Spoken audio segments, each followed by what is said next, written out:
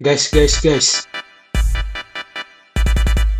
Gua punya pertanyaan nih buat kalian. Pernah nggak sih kalian mikir, kok baju kita itu berasal dari Vietnam, terus HP kita itu dari Cina, tapi kita tetap makan nasi Padang? Nah, itu semua bisa terjadi karena ada yang namanya kerjasama ekonomi internasional.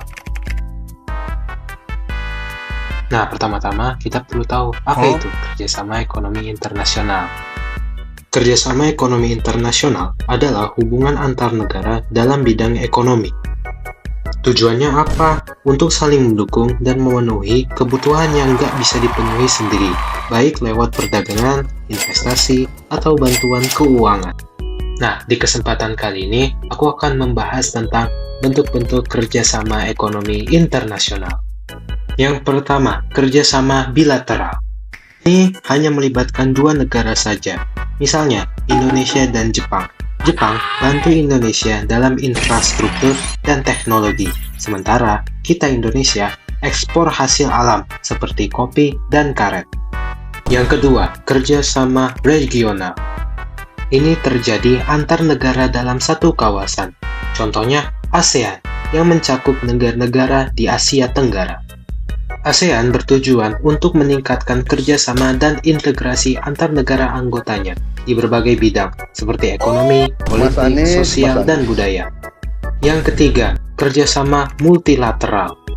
Kerjasama ini melibatkan banyak negara dari berbagai kawasan, contohnya WTO atau World Trade Organization, organisasi perdagangan dunia yang mengatur agar perdagangan lebih adil dan terbuka. Yang keempat, kerjasama ekonomi antar regional merupakan bentuk kerjasama antara dua atau lebih lembaga-lembaga ekonomi regional, seperti kerjasama antara ASEAN dan Uni Eropa. Nah, yang kelima dan terakhir, itu ada kerjasama melalui lembaga keuangan internasional.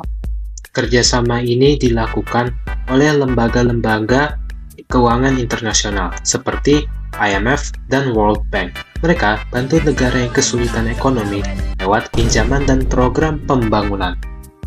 Tapi tenang aja guys, ini tuh bukan pinjaman online, soalnya bunga dan tujuannya pasti jelas.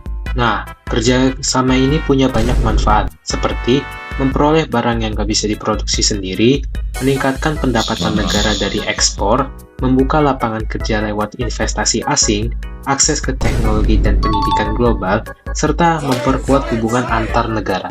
Teman-teman, kerjasama ekonomi internasional bukan sekedar teori, tapi realitas yang kita hadapi setiap hari. Dengan saling bekerja sama, negara-negara bisa tumbuh dan maju bersama. Nah, sekarang coba kalian tulis di kolom komentar, kerjasama internasional apa yang pernah kalian pelajari. Terima kasih sudah menonton video ini. Jangan lupa like, komen, dan subscribe ke video ini, agar aku bisa mendapatkan nilai yang bagus dari guruku. Sampai jumpa di video selanjutnya. Sekali lagi ku ucapkan terima kasih.